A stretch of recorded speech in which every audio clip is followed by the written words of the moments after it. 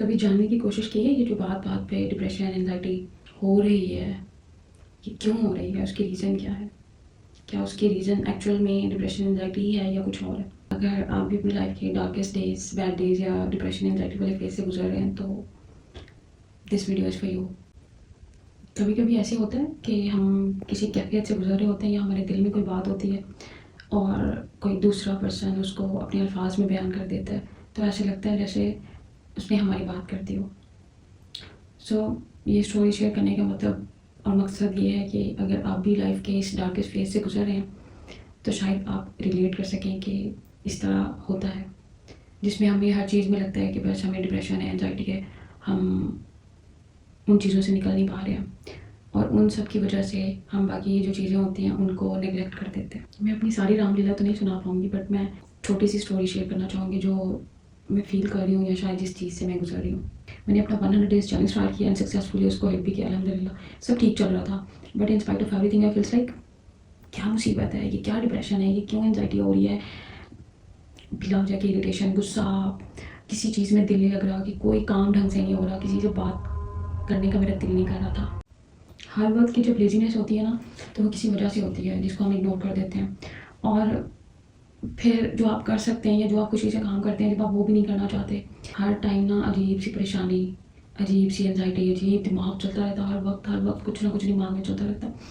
इतनी कोई negative feelings, कुछ खाने का दिल नहीं करता, कहीं जाने का दिल नहीं करता, किसी से बात करने का दिल नहीं, और अगर कोई गलती से बात कर भी दे तो मैं तो उसको जैसे मुझे इतना गुस्सा आ जाता माइनर सी बात पे, बस लाइक क्यों हो रहा है, क्या मसला है, कोई परेशानी नहीं है, अब सब ठीक चल रहा है, मैं रेगुलर वर्कआउट कर रही हूँ, जिसकी वजह से ये सब नहीं होना चाहिए। अगर हो रहा है तो उसकी कोई मेजर रीज़न है। फिर मेरा इतना सीवियर हेयर फॉल कि अब बस ये जा बाल के नाम पे ये गिन सकता है इनको बंदा, इतने बाल रह गए।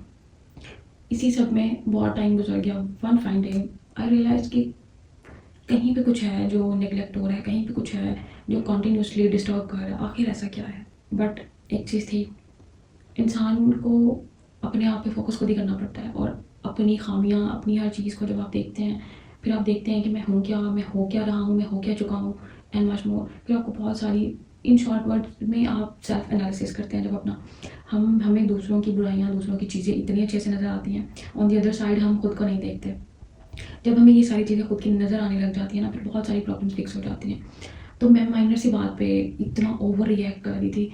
फिर वो चीज़ मुझे अलार्मिंग लगी कि ये चीज़ें ना बहुत गलत साइड पे जा रही हैं, मुझे इनको एज सोन एज पॉसिबल इनको कंट्रोल करना है। तो पहले मैंने अपनी रीज़न फाइंड आउट की कि प्रॉब्लम क्या है। जब मेरा सवेयर हेयर फॉल हो रहा था ना, तो मुझे समझ में आ गया कि ये जो मेरे मूड स्विंग्स और मुझे डिप्रेशन, एंजाइटी, इवन मैं नमाज़ पढ़ रही थी मुझे उसमें भी सुकून नहीं मिल रहा था।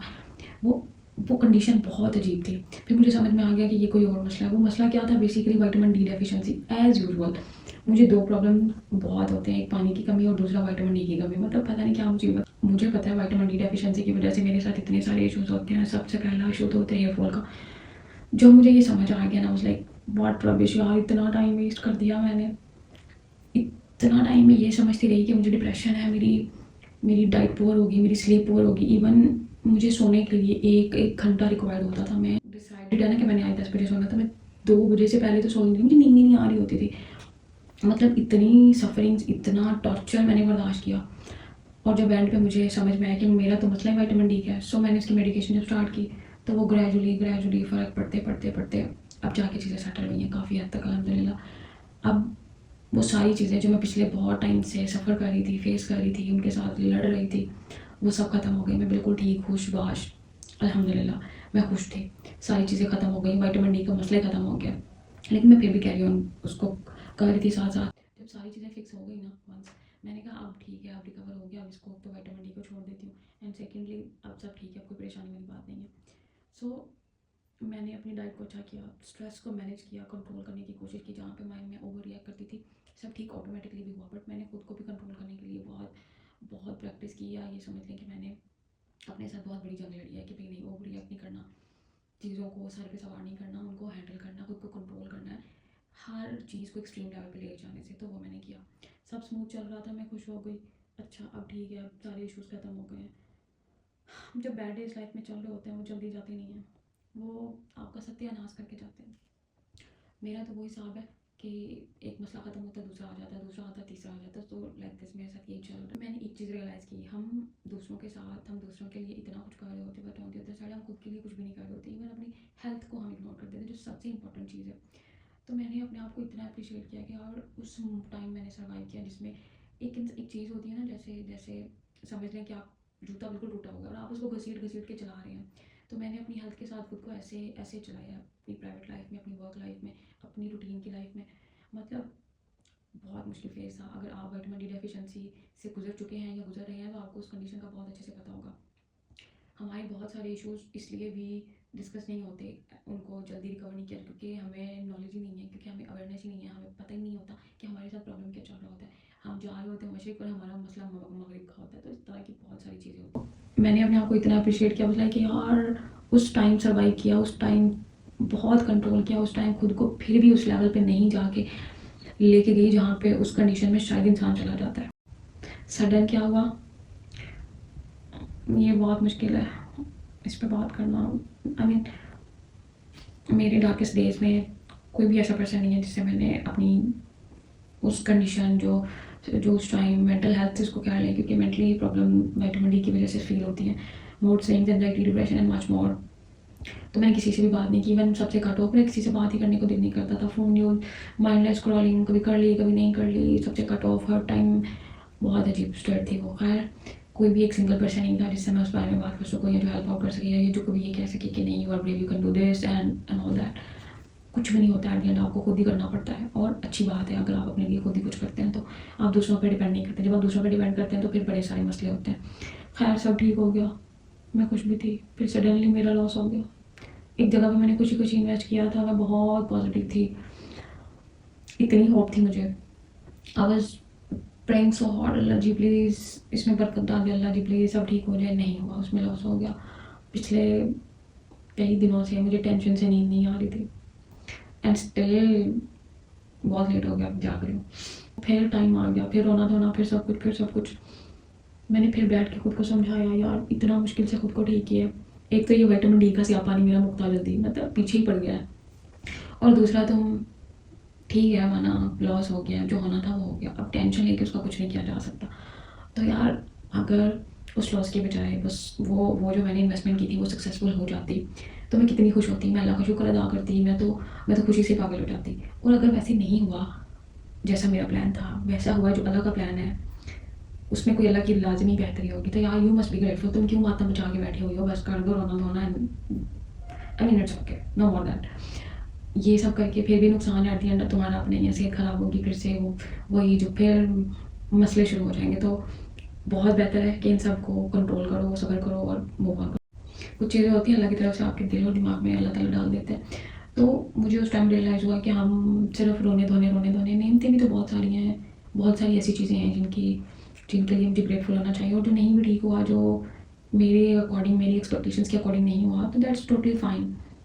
हमारे प्रॉब्लम्स तब ज़्यादा बढ़ते हैं जब हम ज़िद्दी हो जाते हैं कि बस जो हम चाहते हैं वही हो। नहीं होता, मूव ऑन। नहीं हुआ, एक्सेप्टेड, इट्स टोटली फाइन। अपने आप को इतना स्ट्रॉन्ग कर लेना चाहिए आपको कि आप हर सिचुएशन को एक्सेप्ट कर लो, आप हर चीज़ से गुजर जाओ, आप सर्वाइव कर सको। आप इतनी वीक मत हो गया आपका सर्वाइव करना ही औखा हो जाए। तो मैंने खुद को देखा, मैंने कहा बाल तो झाड़ी बना ली है पहले टेंशन ले लेके, अब वो ऑटोमेटिकली ऑब्वियसली बहुत कुछ डिस्टर्ब था एक मनहूस डी की वजह से। अब मैंने छोड़ा हुआ था विटामिन डी, अब अगेन से मैंने स्टार्ट करना है। क्यों? क्योंकि मैंने छोड़ दिया था, उसने कि अच्छा अब ठीक हो गया, अब सब ठीक है। अब फिर से हेयर फॉल शुरू हो गया। मैंने कहा एक स्यापा ख़त्म नहीं होता, दूसरा आ जाता है, तो इसलिए यार छोड़ दो अब ये तुम अपने रोने धोने ना ख़त्म करो, जाने दो, अल्लाह पे छोड़ दो, अल्लाह बेहतर करेंगे। हम बस ना रोते धोते रहते हैं कि हो गया, ये हो गया, ये हो गया। जो होना होता है वो हो जाता है, लेकिन जो हमारे इख्तियार में है ना, हम वो बिना किए हम बस ब्लेम गेम पर बैठे होते हैं। और वही मेरा हाल था, ये क्यों हो गया, ये क्यों कर लिया, ऐसे कैसे वैसे, मतलब मच मोर मैं बता नहीं सकती कितना मैंने ये पिछले 5 से 6 दिनों में खुद को टॉर्चर किया, टेंशन दे के, रिग्रेट कर करके, ये वो कर करके। फिर मैंने अब डिसाइड किया है, अल्लाह ने मेरे दिल में दिमाग में ये चीज़ डाली, जो इख्तियार में नहीं था उसको ख़राब किया, वो जो होना था वो हो गया, जो इख्तियार में था वो वैसे किया अपने दिमाग से, अपने हिसाब से या किसी भी तरह से। पर जो आपके इख्तियार में नहीं है, जो होना था अल्लाह की तरफ से, वो हो चुका, राइट। तो अब यार क्यों उसको पकड़ के बैठ गई हो, क्यों उसको नहीं जाने देगी।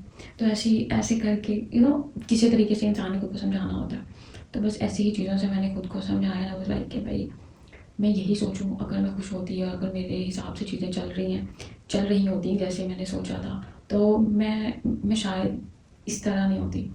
और अगर वैसा नहीं है, ऐसा है जैसे अल्लाह ने चाहा, अल्लाह का प्लान है, तो यार उसको भी फ़राक दिली से एक्सेप्ट कर लो।